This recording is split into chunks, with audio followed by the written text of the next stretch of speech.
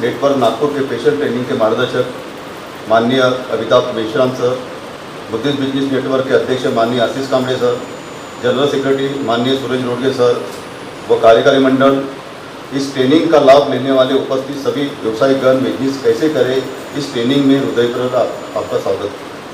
साथियों, किसी भी कार्य की शुरुआत मानवीय मन से उत्पन्न विचारों या विचारों पर साधक बाधक चर्चा करने से होती है। बुद्धिस्ट बिजनेस नेटवर्क नागपुर की शुरुआत भी कुछ इसी प्रकार हुई है। मैं और मेरे साथी माननीय सूरज रोडगे, माननीय धीरज डोंगरे सामाजिक क्षेत्र में रुचि रखकर कार्य करते रहे। हम तीनों आपस में अक्सर मिलकर अलग अलग सामाजिक विषयों पर या वर्तमान की समस्या पर विचार विमर्श किया करते थे। हम सामाजिक क्षेत्र में कार्यरत होने से हर दिन लोगों से मेल मिलाप होते रहता है।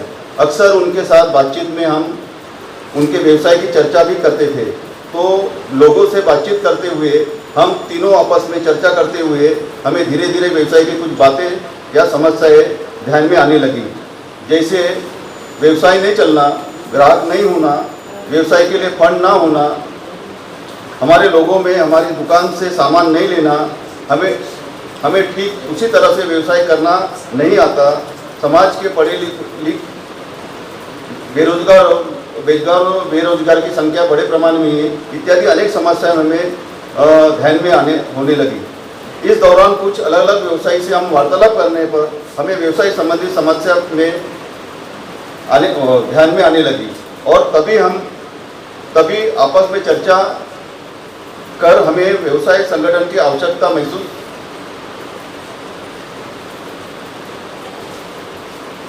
होने लगी। उस समय तक हम जमीन स्तर पर कार्यरत किसी भी व्यवसायी संगठन की जानकारी नहीं थी। इसके उपरांत हमने 5 दिसंबर 2022 को एक व्हाट्सएप ग्रुप बनाकर हमारे कुछ व्यवसायिक साथियों को ग्रुप का हिस्सा बनाते गए। आगे चलकर 16 सितंबर 2022 को बुद्धिस्ट बिजनेस नेटवर्क का नागपुर का निर्माण हुआ। इसमें संगठन निर्माण के समय 13 सदस्य के साथ में कार्यकारी मंडल में थे। इसकी शुरुआत करते हुए विभिन्न एरिया में बुद्धि विहार में साप्ताहिक सभा आयोजित करते हुए जनमानस में जनजागृति करने का कार्य करते रहे। धीरे धीरे सभाओं के साथ साथ संगठन निर्माण, जनजागृति, परिसंवाद, 1-to-1 प्रशिक्षण शिविर व अब इस प्रकार की ट्रेनिंग के माध्यम से व्यवसायिक का मार्गदर्शन कर रहे हैं। समाज में काम करते समय हमें बहुत सारी बुद्धिजीवी वर्ग से मिलने का मौका भी मिला।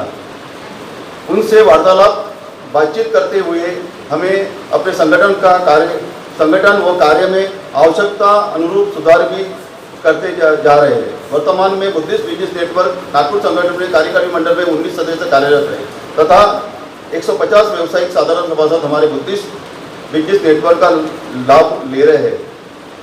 इस प्रकार हमारा बुद्धिस्ट बिजनेस नेटवर्क नागपुर निर्मित होकर कार्यरत है और आगे इसी प्रकार से कार्यरत रहेगा, जिससे समाज की जनजागृति व ऐसे अन्य कार्यक्रम आयोजित करते रहेंगे।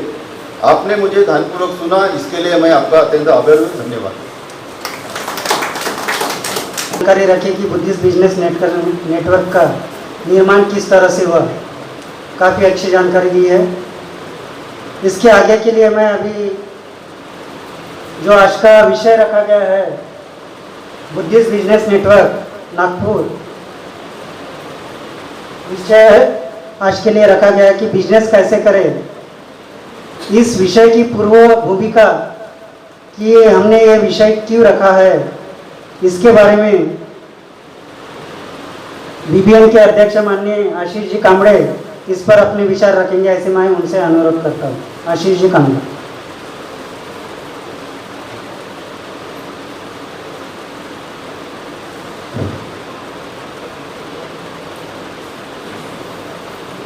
बुद्धिस्ट बिजनेस नेटवर्क नागपुर के अंतर्गत आयोजित इस बिजनेस कैसे करें स्पेशल ट्रेनिंग में मुख्य मार्गदर्शक माननीय अमिताभ मेश्राम सर, माननीय सूरज रोडगे सर, माननीय सागर मेश्राम सर, माननीय धीरज सर और यहाँ मौजूद व्यावसायिक वर्ग, आप सभी इस ट्रेनिंग प्रोग्राम में स्वागत है।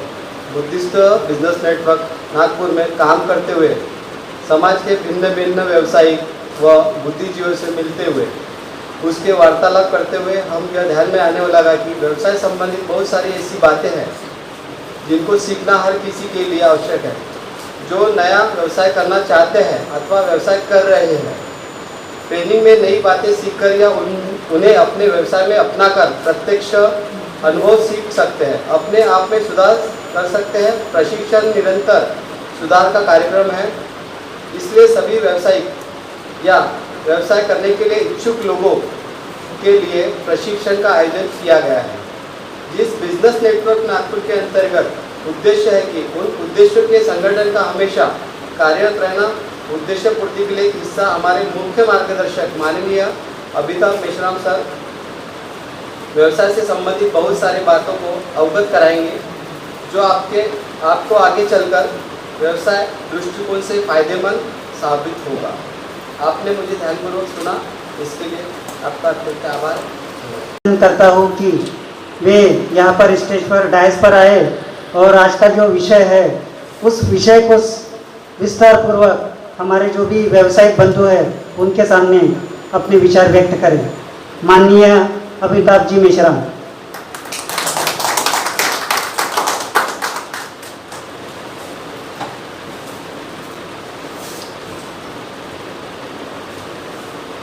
Good afternoon. मैं हिंदी में कंफर्टेबल हूँ, तो हम हिंदी में ही चर्चा करेंगे। परम पूज्य डॉक्टर बाबा साहब आम्बेडकर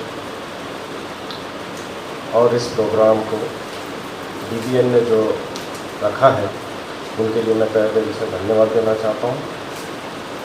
टॉपिक ये दो घटों को जुड़ के टॉपिक बना दिया है इन लोगों ने। बिजनेस कैसे करें, तो ये हो सकता है कि नया जो बंदा है उसके लिए भी लागू हो सकता है, और जो बंदा या बंदी जो कि बिजनेस में है ऑलरेडी उनके लिए भी इसको अपन लागू हो सकता है। आज का बहुत अच्छा दिन है, आज फादर डे भी बोला जाता है। तो मेरे जो फादर है और जिस मेरे फादर ने इस स्टेज पे मुझे खड़ा किया है वो परम पूज्य डॉक्टर बाबा साहब आम्बेडकर है, और मेरे खुद के फादर है जो उन्होंने मुझे पाला पोसा और इस मुकाम तक लेके गए, वो मेरे डैड। आज फादर डे की इसमें मैं उन दोनों का भी तहे दिल से स्वागत करता हूँ। आज के टॉपिक पे हम आ जाते हैं। टेक्निकली टॉपिक है आज हमारा बिजनेस कैसा करना। तो मैं इसके दो मोड लिया हूँ, उसके दोनों मोड में मैं एक मोड को पहले लेता हूँ, दूसरे मोड को दूसरे लेता हूँ। तो उसके पहले मैं जानना चाहूँगा यहाँ कोई लोग बिजनेस करते हैं या कोई करना चाहते हैं। जो करते हैं वो हाथ खड़ा कर दीजिए, ठीक है। और नए लोगों की जो संख्या है वो थोड़ा कम है, तो हम बिजनेस कैसे करें सेकेंड स्टेप में चला जाएंगे। तो बिजनेस कैसे करें, ये फर्स्ट स्टेप जनरेशन या फर्स्ट स्टेप में ऐसा होता है कि बिजनेस कैसे करें। तो बिजनेस कैसे करें इसका एक मूलभूत और बहुत अच्छा एक सिद्धांत होता है कि मुझे क्या करना है, कैसा करें। ये टॉपिक बाद में आता है, पहला टॉपिक आता है मुझे क्या करना है। अगर आपको ये टॉपिक या ये चीज आपको समझ में आई आपके लाइफ में कि मुझे क्या करना है, तो समझ लीजिए बिजनेस कैसा करना है ये आपको 50% समझ में। तो कोई भी चीज या कोई भी बिजनेस या हमको जब स्टार्ट करना होता है तो हमको एक बहुत ही अच्छी तरीके से एक उसका फ्रेमवर्क करना होता है, जो फ्रेमवर्क हम हमारे दिमाग में रखते हैं मगर उसको पेपर तक नहीं उतारने की कोशिश करते हैं। वहां से ही हमारा जो बुद्धिस्ट कम्युनिटी है उसका डाउनफॉल का स्टार्ट होता है। इसकी वजह यह होता है कि थिंकिंग ओवरलैप्स होती है। पेपर ओवरलैप्स हो सकते हैं मगर वापस अपन उसको निकाल के पढ़ सकते हैं, देख सकते हैं। तो ये सबसे बड़ी जो बात है ये हमारे साथ लैगिंग बिहाइंड में चलती है। यही अगर मैं गुजराती, मारवाड़ी, बाकी जो कम्युनिटी बिजनेस करती है उनकी बात करूंगा तो ये टॉपिक उनका ओवरलैप नहीं होता है, क्योंकि उनके घर से वो हैमरिंग होते रहता है। तो सवाल है जो नया बिजनेस मैन बनना चाहता है या जो नया बिजनेस करना चाहता है उसने अपना एक फ्रेमवर्क डिसाइड करना चाहिए और फ्रेमवर्क के दायरे में आके अपना बिजनेस को सिलेक्शन करना चाहिए। जब फ्रेमवर्क आपका दायरा क्रिएट हो जाएगा और फ्रेमवर्क आपका जब रेडी हो जाएगा तो आपको उसमें एक्शन मोड में डालना है, ना कि थिंकिंग मोड में। एक्शन मोड और थिंकिंग मोड इसमें दो हाथों के दो अंतर है। जब तक इनको दोनों को जुड़ाओगे नहीं तब तक आवाज उठेगी नहीं, तब तक प्रोडक्ट का या आपका बिजनेस का शुरुआत होगी नहीं। तो फ्रेमवर्क जब बन गया और आपका जब सारी चीजें आपने एक्यूमुलेट कर लिया, इसमें आपने अगर वर्किंग में डाल दिया, इसमें एक्शन में डाल दिया, तो समझ लीजिए आपका बिजनेस रन होता है। और फिर उसके बाद की शुरुआत होती है बिजनेस कैसा करें। सर ये फैन स्टार्ट हो गया। फिर टॉपिक आ जाता है कि बिजनेस कैसे करें। हर आदमी बिजनेस कर रहा है अपने, इसमें छोटा छोटा मोटा सारा बिजनेस कर रहा है। किसी की बिजनेस की ग्रोथ या उसका सक्सेस आज के डेट में सारे लोग उसके वैल्यू या पैसे से गिनते हैं कि उसने कितना पैसा कमाया और उसके पास कितना पैसा है। इससे बिजनेस ग्रोथ का कैलकुलेशन होता है। मतलब ये सारा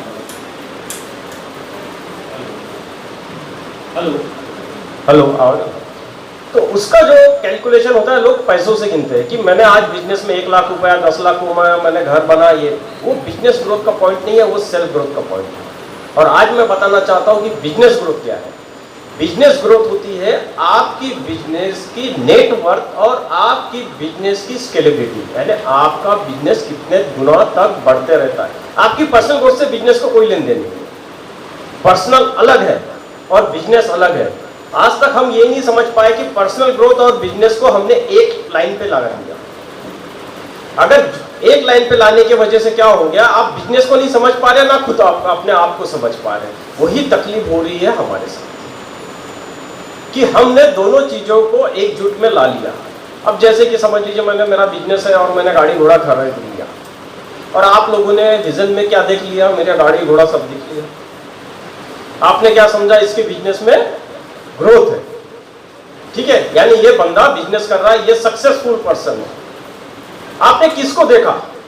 गाड़ी को देखा, अमिताभ मेश्राम को देखा, उसके घर को देखा, और आपने डिसीजन क्या लिया, उसके बिजनेस की ग्रोथ की। मगर ये रॉन्ग प्रैक्टिस है। आपने बिजनेस को देखा, फिर अमिताभ मेश्राम को देखा और बिजनेस से कैलकुलेशन लगाया, तो आपकी बिजनेस ग्रोथ है। तो बिजनेस ग्रोथ होती है ओनली एंड ओनली बिजनेस। आप एक ड्राइवर हो, अपने बिजनेस को चलाने वाले ड्राइवर हो। जब आप अपने बिजनेस को चलाने वाले ड्राइवर हो तो आप ड्राइव मोड में हो। जब ड्राइव मोड में हो तो पीछे में जितने भी लोग हैं या जो भी व्हीकल आप चला रहे हो, उसकी कंडीशन पे पता चलेगा कि आप कितने हुनरबाज हो। तो होती है बिजनेस ग्रोथ की सवाल। तो बिजनेस ग्रोथ में दोनों चीजें आपने अभी डिस्टिंग्विश करना स्टार्ट कर दो। आपकी पर्सनल ग्रोथ अलग हो सकती है, आपकी बिजनेस की ग्रोथ अलग हो सकती है।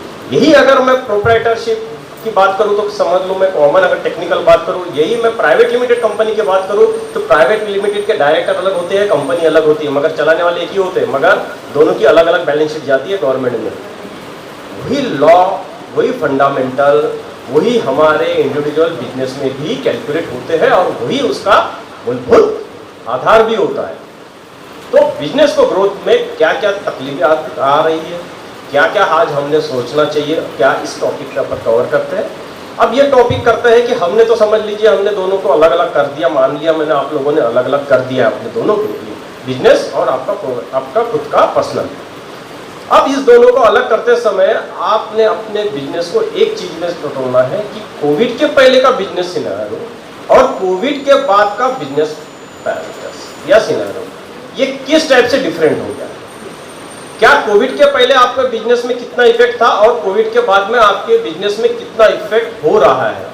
क्या आप उस इनकम को, पर्सनल की बात मैं नहीं कर रहा हूं, क्या उस बिजनेस में वही ग्रोथ, वही रेशो, वही कस्टमर, वही प्रॉफिटेबिलिटी, वही स्केलेबिलिटी, ये सारा मैच हो रहा है या अप एंड डाउन कोविड के बाद में। मैं कोविड के बाद में इसलिए बोल रहा हूँ कि बहुत सारे बिजनेस में स्लो डाउन आ चुका है, बहुत सारे बिजनेसों के पैरामीटर्स चेंज हो गए हैं, बहुत सारे बिजनेसों के रूपरेखा चेंज हो गई, बहुत सारे बिजनेसेस फाइनेंशियल क्रश में आ गए, बहुत सारे बिजनेसों में ट्रेंड चेंज हो गई है।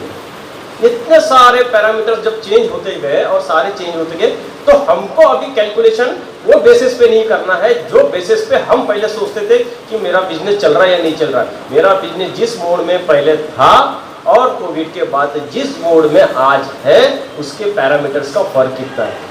जब तक आप अपने बिजनेस के पैरामीटर्स में फर्क और ये डिसाइड नहीं करोगे, तब तक आप इंप्लीमेंटेशंस के वन पॉइंट के नहीं जाओगे। यानी वन पॉइंट बोलने से अच्छा मैं बोल देता हूँ, एक सीढ़ियां पार नहीं करोगे।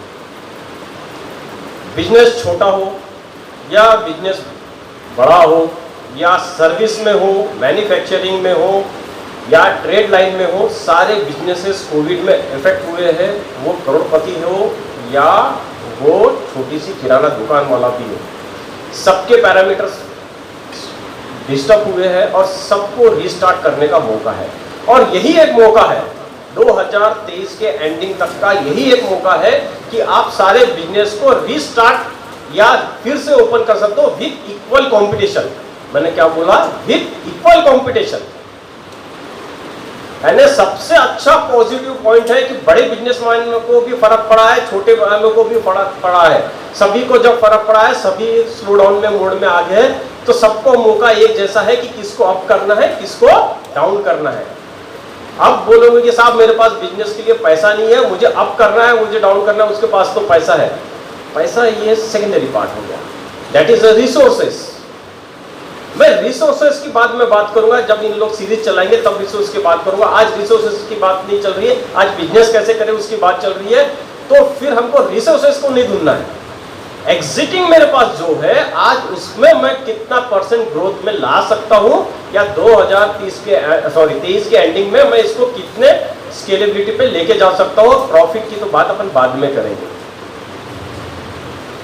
तो क्या है वो आज की डेट में आपके पास क्या आ जाएगा, आपको एक विश्लेषण करना है कोविड के पहले का और कोविड के बाद का। इसमें बहुत सारे लोग मैन्युफैक्चरिंग में होंगे, बहुत सारे लोग सर्विस में होंगे, बहुत सारे लोग ट्रेडिंग में होंगे और बहुत सारे लोग सर्विस ओरिएंटेड ट्रेडिंग बिजनेस में भी होंगे। और एक आगे नया टॉपिक चल रहा है, that is called as digital marketing, digital promotions, digitals. ये वो एक बिजनेस बहुत अच्छा है, ऑनलाइन शॉपिंग, ऑनलाइन है, जो भी है चल रहा है वो एक बिजनेस। तो अभी बिजनेस के मोड इस टाइप से बनते जा रहे हैं। तो मेरा बिजनेस किस लाइन में है, क्या इसमें सस्टेनेबिलिटी में है, ये आपको पहले इस मोड के साइकिल्स जो है इसमें चेक करना है। उस दिन इन लोग हमारे यहाँ आए थे तो डिस्कशन में चला कि लोगों का सबसे बड़ा टॉपिक ये है कि मेरा किराना दुकान है साहब, चलता ही नहीं है। हमने बहुत सारे किराना बड़े बड़े शॉप डाले, हमारे कस्टमर आते ही नहीं है। मैंने इनको समझाया that is called as a footfall. आज मैंने यहाँ दुकान लगाया, यहाँ इस दुकान में कितने लोग आएंगे, क्या उसने दुकान डालने के पहले उसका सर्वे किया था? क्या उस दुकान के डालने के पहले उसने अपने फुटफॉल गिना था? क्या उसने उस दुकान को डालने के पहले उसकी स्टडी किया था? क्या उसका मार्केट वैल्यू लिया था? क्या उसका प्रॉफिटेबिलिटी लिया था? या दुकान डालने के पहले क्या उसने एक सर्वे रिपोर्ट बनवाई थी अपने बिजनेस की, और फिर उसने दुकान डाल दिया और फिर कस्टमर आते नहीं? हमने क्या किया, बिना सोचे समझे हमको जो लगा हमने पैरामीटर्स को नहीं उठाया और उसके आधार पे हमने उस दुकान को उस जगह पे प्लेस कर दिया। अब मान लिया मैंने दुकान को प्लेस भी कर दिया, बहुत अच्छे तरीके से उसको प्लेस कर दिया, और मैंने दूसरे से देखा दाखी में भी वो प्लेस कर दिया। वो एग्जाम्पल आया और इन्होंने वो एग्जाम्पल मेरे साथ आधा घंटा डिस्कस किया। इसके लिए मैं आपसे डिस्कस करना चाहता हूँ कि उसके क्या की पॉइंट्स थे। तो उसने प्लेस कर दिया उस जगह पे और उसने अपने टाइप के कस्टमर्स को प्रमोशन करना स्टार्ट कर दिया। अब किराना दुकान वन प्लेस से अनदर प्लेस मूव हो सकता है क्या? नहीं हो सकता है। मैंने क्या पहले स्टार्टिंग में बोला था, दो चीजें हो रही थी, एक आपका व्यक्तिगत और आपके बिजनेस का। तो बिजनेस मूव हो सकता है क्या? बिजनेस मूव हो नहीं सकता, क्योंकि वो फिक्स असेट है। फिक्स असेट पे आप लोगों ने वो बिजनेस को लगाया था, और आप भी किसको मूव होना पड़ेगा अगर उस जगह पे आपने रखा तो? किसको मूव होना पड़ेगा? आपको, क्योंकि आपका दुकान उस समय फिक्स असेट पे था। फिक्स असेट क्रिएट किया था आपने, फिक्स असेट पे पैसा लगाया था, ठीक है। उस समय आपने उसको पैसा लगाया और आप अभी कस्टमर के पास जाने की कोशिश कर रहे हो, तो कस्टमर खुद होके चल के आएगा क्या? कितने लोग जाते जाते वोट पड़ेंगे, या कितने लोग आपके पास आएंगे, या कितना आप व्हाट्सएप ग्रुप में प्रमोशन करोगे? तो किराना शॉपिंग या कोई ट्रेडिंग बिजनेस, या उस दिन मैं पत्रकारों लोगों से बात कर रहा था इसी प्रोग्राम के सिलसिले में, तो उनका बोला कि हम उनसे जब चर्चा, लोग कह रहे हैं, बोले कि ऑनलाइन में हमारा बिजनेस कम हो गया, कपड़ों वालों का, खाने वालों का, जो सारे लोगों का बिजनेस कम हो गया है क्योंकि ऑनलाइन से सारे लोग परचेस कर रहे हैं। ये उनका ये था। मेरा एक क्वेश्चन ये था कि हमारे पास भी ऐसे समस्या है कि हमने तो किराना शॉप डाला, ऑनलाइन में डाल नहीं सकते। अब ऑनलाइन में करने वाला आपकी अगर समझ लीजिए 1000 रुपये की किराना शॉप की एक लिस्ट बन गई, उसमें सबकी मार्जिन पकड़ के मेरे को 10 या 20 रुपया मिल रहा होगा। अब मुझे बताइए, अगर मैं 10 रुपये 5 रुपये बचाएंगे अगर मैं डिस्काउंट ऑफर करूंगा तो मैं कमाल चौक से रहने वाला बंदा मैं बर्डी में आके आपके शॉप में आऊंगा क्या? I am wasting my time, petrol. तो मैं आपके शॉप में आऊंगा क्या? तो आपके शॉप का फुटफॉल बढ़ेगा क्या? नहीं बढ़ेगा। तो आपको डिमांड किस कस्टमर बेस पे, किस कस्टमर बिहेवियर पर करना है, इसकी आपको नॉलेज जब बिजनेस डालते तभी लेना चाहिए या उसका एनालाइज तभी करना चाहिए। दूसरी चीज, एक डर की बात उस लाइन में और एक हो जाती है कि हम हमारे बिजनेस वहां लगाने की कोशिश करते हैं जहां की मार्केट प्लेस से हटके हो। अब इसका एग्जांपल देता हूं। एक मेरा शॉप है जिसमें मैं 1200 प्रोडक्ट रखता हूं, ठीक है। कोई भी एक शॉप में जाऊंगे तो 1200, 1500, 1000, 2000, 500 जो भी प्रोडक्ट है रहेंगे। एक शॉप में जाऊंगे तो उसको छोड़ के दूसरे प्रोडक्ट्स होंगे। कस्टमर की बेसिक नीड आपने कभी स्टडी किया नहीं होगा उस लोकेलिटी की, ये ट्रेड की बात कर रहा हूं मेजर। तो आपने लोकेलिटी की स्टडी नहीं किया, उसकी डिमांड और उसकी परचेस पावर की स्टडी नहीं किया। अगर मैंने वहां कॉस्मेटिक की दुकान डाल दिया, जहां मुझे किराना दुकान डालना था वहां मैंने कॉस्मेटिक की दुकान डालना था, तो लोग क्या वह कॉस्मेटिक लेने के लिए आएंगे? जो एक लिपस्टिक का मैंने अभी एक प्रोजेक्ट किया हूँ, तो वो लिपस्टिक की कॉस्टिंग स्टार्ट होती है 1200 से 2000 तक। मेरे को पहली बार पता चला, मैं तो समझता 100-150 में आती होगी, ठीक है।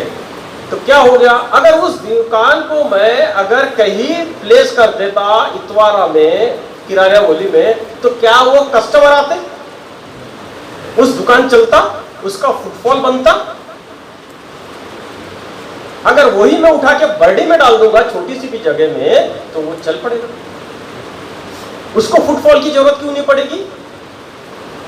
क्योंकि ऑलरेडी फुटफॉल है, उसको खाली नजर अपने तरफ खींचने की जरूरत पड़ेगी। उस शॉप को, उस एंटिटी को, शॉप आपकी नजर, मैं नहीं बोल रहा हूं आपको, आपके शॉप की नजर उसको खींचेगी और वो आपके पास पाव रखेगा। अब 1200 आइटम रखना है, अगर मैं उस शॉप अकेला रहूंगा, समझ लो उस एरिया में 25% चल भी रहा है, तो हर एक डिमांड की, हर एक पब्लिक की चॉइस अलग अलग होगी। उतने ब्रांड में प्लेस कर सकता हूं कि नहीं कर सकता हूं, तो उतना इन्वेस्टमेंट ब्रांड पे है या उतना स्टॉक हैंडलिंग में कर सकता हूं कि नहीं हो, ये भी स्टडी हम नहीं करते। तो क्या हो जाता है, ओवरऑल ट्रेडिंग लाइन में जब हम बिजनेस की फ्रेमवर्क में बैठते हैं तो हमारा सिलेक्शन है, या जो हम बिजनेस कर रहे हैं, जिस लोकेलिटी में कर रहे हैं, जहां फिक्स असेट में बिजनेस मूव नहीं होता है, उस नमस्कार दोस्तों, हमारे news channel blue and red news India को लाइक कीजिए, शेयर कीजिए, अनसब्सक्राइब कीजिए। हम मिलेंगे फिर, धन्यवाद।